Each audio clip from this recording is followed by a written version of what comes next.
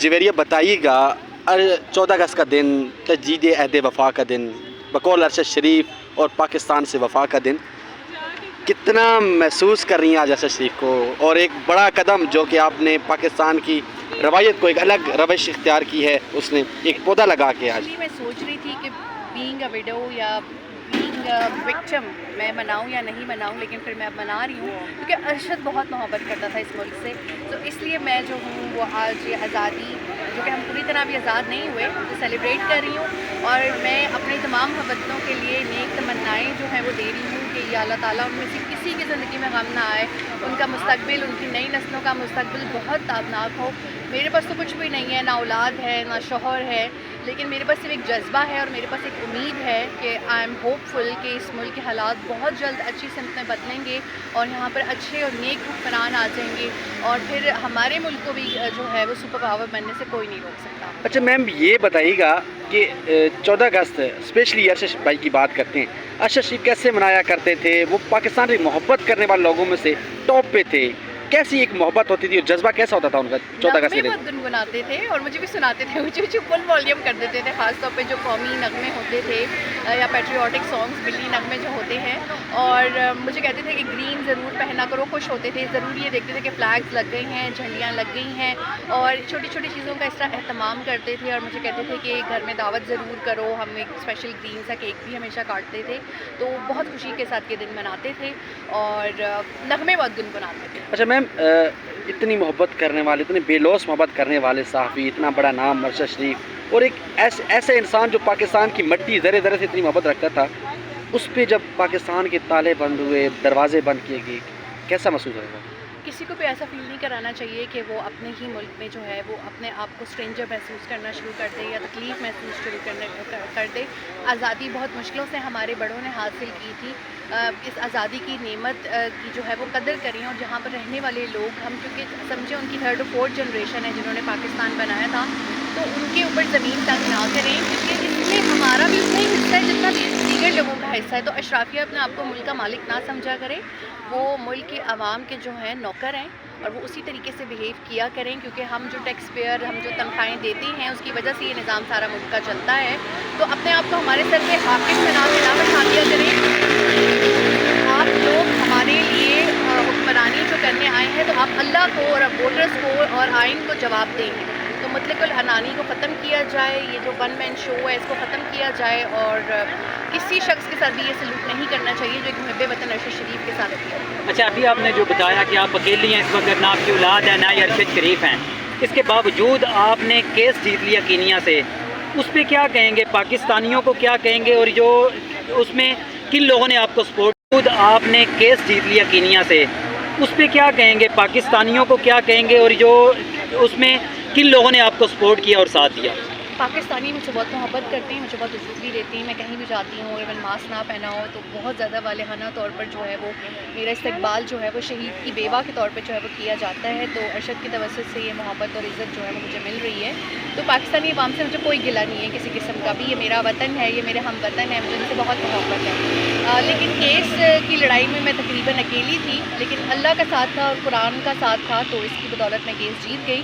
अब यहाँ मैं आई एम लुकिंग फॉरवर्ड, अगर यहाँ भी एक निज़ाम अदल सही तरह से चल पड़े कि अगर हर महीने हेयरिंग होगी तो कोई चीज़ सामने आएगी ना, जब सालों हेयरिंग नहीं होगी तो फिर कोई नतीजा भी सामने नहीं आएगा। बट फॉर मी कारमा इज़ सो रियल। अगर यहाँ पर इंसाफ नहीं हुआ तो अल्लाह ताला का जो अपना एक निज़ाम है ना उसके तहत हम फिर इंसाफ दुनिया में भी देख लेंगे और आखिरत में तो डेफिनेटली हमें देखना ही है। मैम, घर में स्पेशली आप बच्चे कितना आज के दिन स्पेशली तो बहुत ज़्यादा मिस कर रहे होंगे, कितना मिस कर रहे हैं सीरियसली, जो आप बताएं हमारे ऑन कैमरा? जी, मैंने आपको बताया कि मेरी औलाद नहीं है और मेरे बच्चे नहीं हैं, तो ऑफ कोर्स मैं बहुत ज़्यादा, जब इस तरह का कोई दिन होता है तो मैं बहुत ज़्यादा तन्हाई और तकलीफ़ महसूस करती हूँ। लेकिन बहन भाई, दोस्त अहबाब, महल्लेदार, सब उनके बच्चे और कौम के बच्चे मुझे बहुत प्यार करते हैं। बहुत शुक्रिया।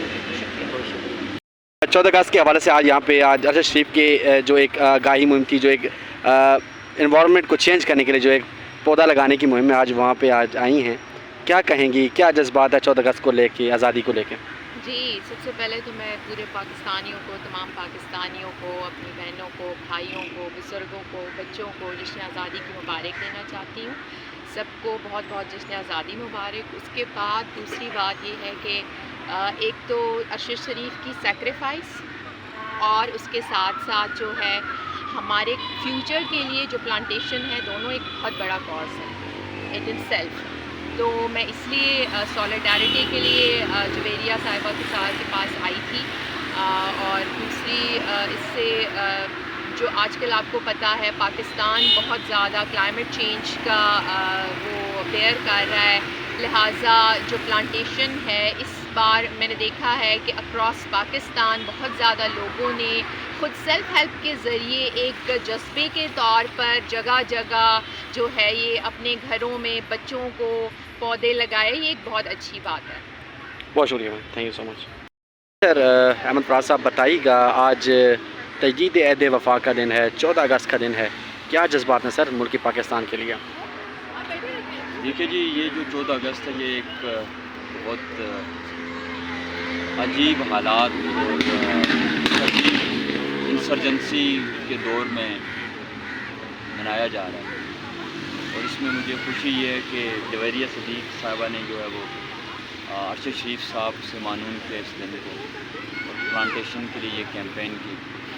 اور یہ پودا دراصل امید کا پودا ہے, اور یہ امید یہ ہے کہ انشاءاللہ پاکستان میں آئین کی بالادستی ہوگی, قانون کی بالادستی ہوگی, اور اس پودے کے گرو کرنے کے ساتھ ساتھ یہ جتنے بھی پودے آج یہاں لگائے گئے ہیں انشاءاللہ اس کے ساتھ ساتھ جن لوگوں نے قربانیاں دیں ارشد شریف صاحب سمیت پاکستان میں آئین اور قانون کے بالادستی کے لیے, سول سپرمیسی کے لیے, آزاد پارلیمنٹ کے لیے, آزاد عدلیہ کے لیے, تو ان کی امیدیں بھی انشاءاللہ ایسے بر آئیں گی. اور ان پودوں کے ساتھ ساتھ پاکستان میں وہ جو ایک حقیقی آزادی اور حقیقی جمہوریت اور حقیقی قانونی اور آئینی بالادستی کی جنگ ہے انشاءاللہ ہم دیکھیں گے کہ وہ اپنے منتقل. سر پچھلے کچھ دن سے آپ اتنا مشکل ٹائم اسپینڈ کر کے آئے ہیں, اپنی زندگی کے شاید کٹن ترین آپ کے مرحلہ تھا وہ, فیملی سے دور, بچوں سے دور, اور ایک قید تنہائی میں جہاں آپ کو سوچنے سمجھنے لکھنے پڑھنے کا موقع ملا.